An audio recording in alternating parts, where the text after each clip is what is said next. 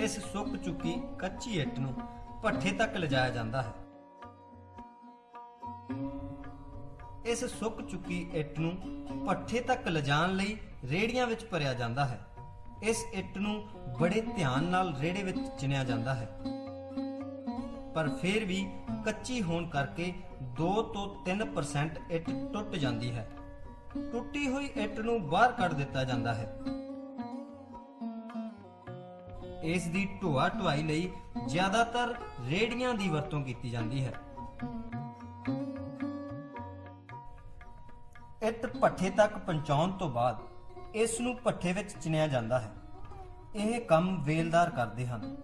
ਇਸ ਵਿੱਚ ਇੱਟ ਨੂੰ ਰੇੜੇ ਤੋਂ ਉਤਾਰ ਕੇ ਚਿਣਨਾ ਹੀ ਨਹੀਂ ਹੁੰਦਾ, ਇਸ ਨੂੰ ਇੱਕ ਖਾਸ ਤਰੀਕੇ ਨਾਲ ਚਿਣਿਆ ਜਾਂਦਾ ਹੈ। ਇੱਟ ਨੂੰ ਚਿਣਨ ਸਮੇਂ ਇਸ ਵਿੱਚ ਖਾਲੀ ਥਾਂ ਰੱਖ ਦਿੱਤੀ ਜਾਂਦੀ ਹੈ ਤਾਂ ਕਿ ਕੋਲਾ ਪਾਇਆ ਜਾ ਸਕੇ। ਕੋਲਾ ਉੱਪਰ ਤੋਂ ਪਾਇਆ ਜਾਂਦਾ ਹੈ, ਇਸ ਲਈ ਖਾਲੀ ਥਾਂ ਜ਼ਰੂਰੀ ਹੈ। ਇੱਟਾਂ ਨੂੰ ਬਿਲਕੁਲ ਸਿੱਧਾ ਚਿਣਿਆ ਜਾਂਦਾ ਹੈ ਸੂਤ ਦੀ ਮਦਦ ਨਾਲ, ਤਾਂ ਕਿ ਇੱਟਾਂ ਅੱਗੇ ਪਿੱਛੇ ਨਾ ਹੋ ਜਾਣ।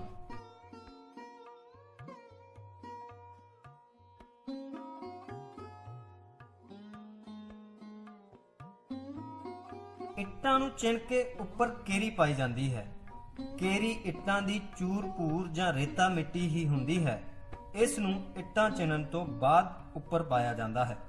ਇਸ ਦੀ ਮੋਟਾਈ 1 ਫੁੱਟ ਦੇ ਕਰੀਬ ਹੁੰਦੀ ਹੈ। ਕੇਰੀ ਪਾਉਣ ਨਾਲ ਕੋਲੇ ਦਾ ਸੇਕ ਬਾਹਰ ਨਹੀਂ ਨਿਕਲਦਾ।